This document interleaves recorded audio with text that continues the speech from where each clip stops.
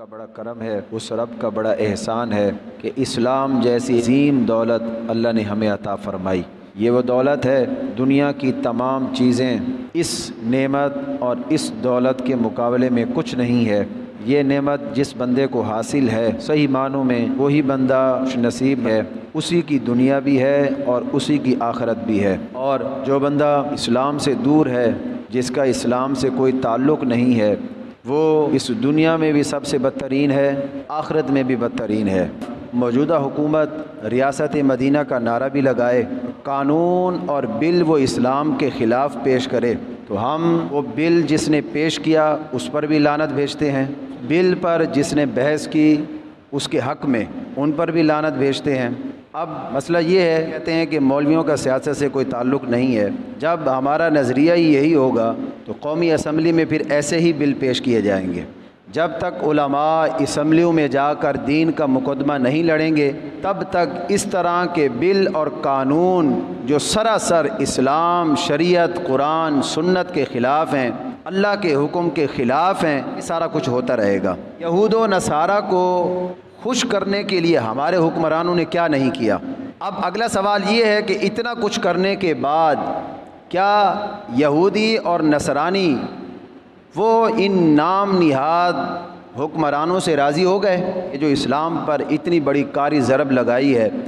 یہ موجودہ حکمران، ان بدبختوں نے، یہود و نصارہ کے ایجنڈوں نے، اور نام یہ ریاست مدینہ کا لیتے ہیں، اپنی ناپاک زبانوں پر یہ مقدس نام لیتے ہیں، ان کو شرم آنی چاہیے۔ نام یہود و نصارہ والے، نام ریاست مدینہ کا، کیا یہود و نصارہ کبھی ہم سے راضی ہو سکتے ہیں؟ یہ ہم قرآن سے پوچھتے ہیں۔ اللہ رب العزت سورۃ البقرہ کی آیت نمبر 120 میں ارشاد فرماتا ہے، لن ترضى عنك اليهود ولا النصارى حتى تتبع ملتهم۔ یہود و نصارہ تم سے ہرگز راضی نہیں ہوں گے، کبھی بھی راضی نہیں ہوں گے۔ ہاں ایک شرط ہے، یہود و نصارہ کو راضی کرنے کی ایک شرط ہے جو قرآن نے ہمیں بتائی ہے، وہ کیا ہے؟ حتی تتبع ملتہم۔ اے محبوب ان کو بتا دیجئے کہ یہود و نصارہ کبھی بھی تم سے راضی نہیں ہوں گے یہاں تک کہ تم اپنا دین چھوڑ کر ان کا دین اختیار کر لو، پھر وہ تم سے راضی ہو جائیں گے۔ اسلام کو چھوڑ دو، تم بھی ان کی طرح یہودی بن جاؤ، یا ان کی طرح نصرانی بن جاؤ، یا ان کی طرح عیسائی بن جاؤ، اب وہ تم سے راضی ہیں۔ اس کے علاوہ یہ اللہ کا حکم ہے، یہ قرآن کا فتویٰ ہے، یہ قرآن کا فیصلہ ہے کہ کچھ بھی کر لو، تم ممتاز قادری کو تختہ دار پر لے جاؤ، آسیہ ملونہ کو ملک سے فرار کرا دو، تم امریکہ کے کہنے پر 20 سال افغانستان کے اندر لاکھوں لوگوں کو مروا دو، اس ملک کے اندر اسلام کے خلاف قانون تم پیش کرو، بل پیش کرو، ہندوؤں کے لیے گردوارے کھولو، قادیانیوں کو تم عہدے دے دو، کچھ بھی کر لو، یہ قرآن کا فیصلہ ہے، یہودی اور نصرانی تم سے کبھی بھی راضی نہیں ہو سکتے۔ حضرات گرامی، اللہ رب العزت نے قیامت تک کے لیے یہ نام نہاد مذہبی اسکالر، اپنے آپ کو مصلح کہنے والے، ان کے لیے اللہ نے ایک پوزیشن جو ہے وہ واضح کر دی ہے۔ اللہ فرماتا ہے کبھی بھی تم یہ نہ سمجھو کہ اگر ہم ذرا سی لچک دکھائیں گے تو ہو سکتا ہے وہ ہم سے راضی ہو جائیں۔ جب تک تم اسلام کے دائرے میں موجود ہو، اسلام کے کیمپ میں جب تک تم موجود ہو، یہودی اور نصرانی تم سے کبھی بھی راضی نہیں ہو سکتے، کافر تم سے کبھی راضی نہیں ہو سکتے۔ جس کے سینے میں ایمان موجود ہے، جس کے دل میں اللہ اور اس کے رسول کی محبت ہے، وہ مر جانا تو گوارہ کر سکتا ہے، اسلام کو چھوڑنا وہ گوارہ نہیں کر سکتا۔ مسلمان مومن جو اللہ اور اس کے رسول سے حقیقی طور پر محبت کرتا ہے، وہ مر تو سکتا ہے، اپنی جان دے سکتا ہے، لیکن اسلام کے دائرے سے وہ باہر نہیں نکل سکتا۔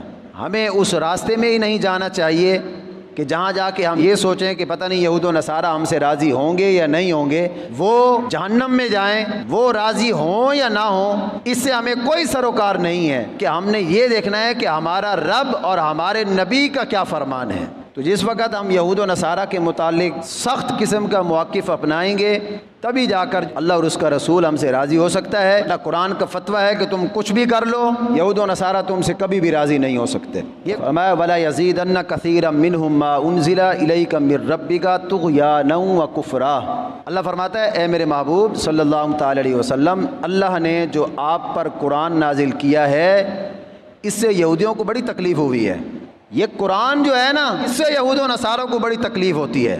یہ قرآن جیسے جیسے آپ پر نازل ہوتا جائے گا یہودیوں کی تکلیف بڑھتی چلی جائے گی، وہ اور کفر کے اندر ڈوبتے چلے جائیں گے۔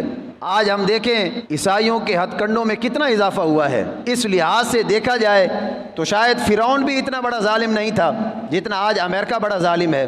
کس طرح اس نے مسلمانوں پر ظلم کیا۔ برطانیہ کو دیکھیں، اسرائیل کو ہم دیکھیں، فرعون سے بھی بڑے ظالم ہیں یہ۔ جو کارنامے انہوں نے سر انجام دیے، اللہ کی ان پر لعنت ہو۔ اور اللہ فرماتا ہے وَيَسْعَوْنَ فِي الْأَرْضِ فَسَادًا۔ سنیں جی، یہود و نصارہ کو امن کا پیغام دینے والے، یہ کہنے والے کہ وہاں بڑا امن ہوتا ہے، وہاں یہ ہوتا ہے تو وہاں وہ ہوتا ہے۔ قرآن کیا کہتا ہے یہود و نصارہ کیسے ہیں؟ وَيَسْعَوْنَ فِي الْأَرْضِ فَسَادًا۔ اللہ کا قرآن یہ کہتا ہے کہ یہودی، ان کا کام صرف اور صرف یہی ہے کہ یہ زمین میں صرف اور صرف فساد پھیلاتے ہیں۔ کافروں کا کام ہی یہی ہے کہ یہ زمین میں صرف اور صرف فساد ہی پھیلاتے ہیں۔ اللہ فساد کرنے والوں کو پسند نہیں فرماتا۔ اللہ تو فرمائے کہ اللہ یہود و نصارہ کو پسند نہیں فرماتا، اور لوگ ان کو امن کا پیغام دینے والا کہیں، انسانی حقوق کا علم بردار کہیں، ان کو اچھا سمجھیں، تو پتہ چلا لوگوں کا نظریہ جو ہے وہ قرآن کے بالکل برخلاف ہے، وہ قرآن کے مطابق نہیں ہے، اللہ کے حکم کے خلاف ہے۔ اللہ کے نزدیک اور اس کے محبوب علیہ الصلوۃ والسلام کے نزدیک اگر کوئی بہتر ہے تو وہ مومن ہے۔ یہودی اور نصرانی کبھی بھی اللہ کے دوست نہیں ہو سکتے۔